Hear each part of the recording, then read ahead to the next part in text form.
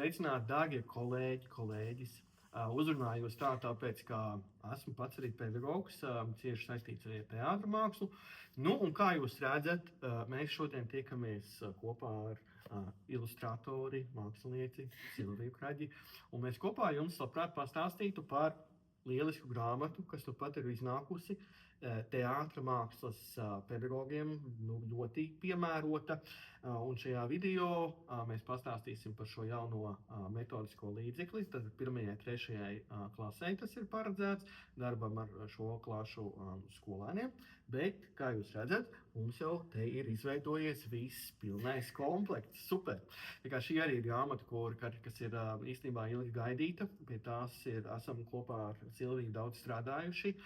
Protams, liels paldies arī Zvaigznes ABC radošajam, tā teikt, kolektīvam, jo mums kopīgiem spēkiem ir izdevies izveidot šo līdzekli, kas ir ļoti, ļoti noderīgs un ļoti nozīmīgs.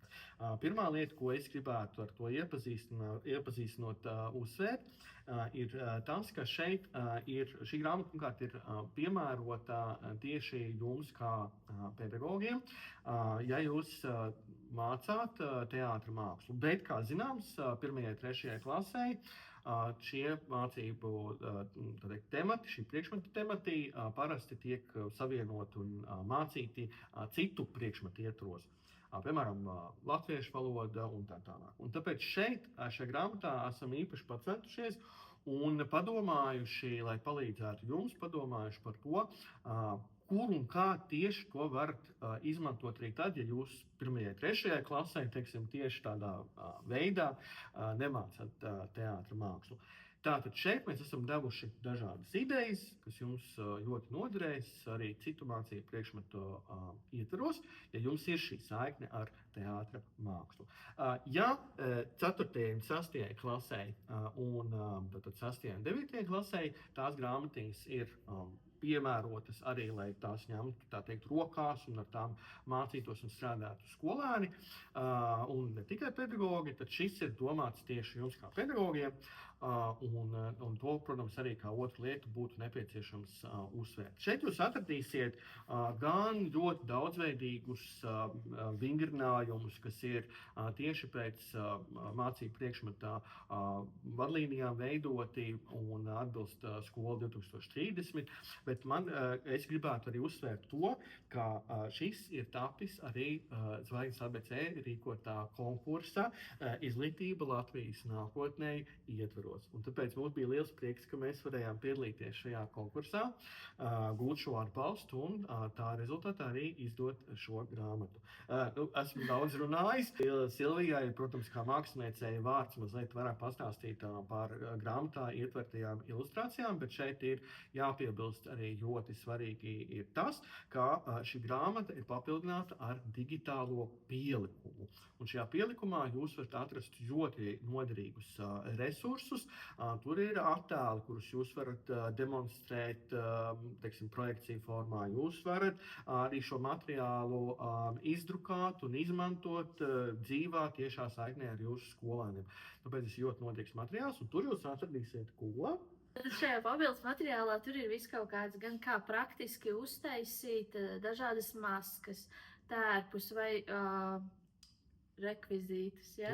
Visādas tur mašīnītes un vilcieniņus un visu, kā ar maziem vienkāršiem priekšmetiem sadzīvē, ko parasti varbūt pat izmet miskastē, kā radoši viņas pārvērst, lai varētu izmantot un smuki neieguldot daudz naudas. Un rūpējoties par dabu. Jā, un rūpējoties par dabu, protams, jā, visu otrreizējai pārstrādēju.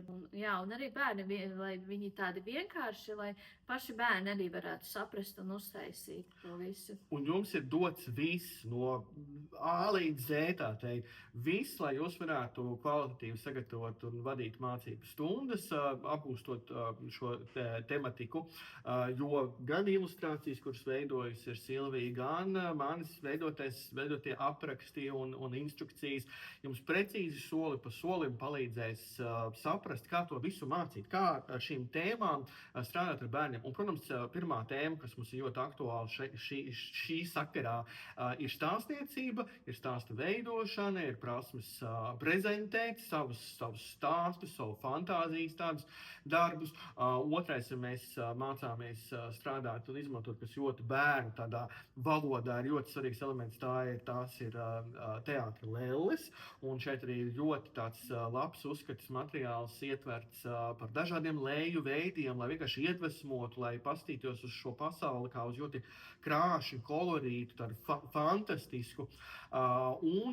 Protams, arī trešais ļoti svarīgs temats ir darbs ar masku, un tāpēc jums ir iedoti arī mūsu kopīgi veidoti ieteikumi un piemēri, kā varat veidot kopā ar bērniem maskas, lēles un ko galu galā, kāpēc, lai varētu izveidot paši savu teātri, kur tad jūs varat prezentēt arī bērnu dažādi šīs fantāzijas un radošās domāšanas izpausmes. Un, protams, šo grāmatu jūs arī varat izmantot strādājot ar citu klašu skolēniem, tāpat kā arī visas šīs abas pārējās grāmatiņas.